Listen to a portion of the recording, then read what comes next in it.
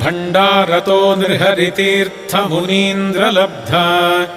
आनन्दतीर्थमुनिवंश्य यतीन्द्रपूज्य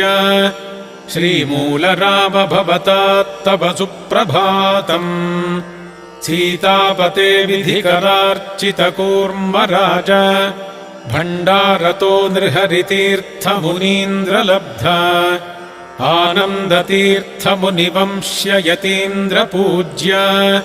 श्रीमूलराम भवतात्तव सुप्रभातम्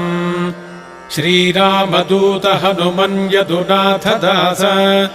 श्रीभीमसेन वररौप्यपुरावतार श्रीव्यासहृत्प्रियतमामितशुद्धबुद्धे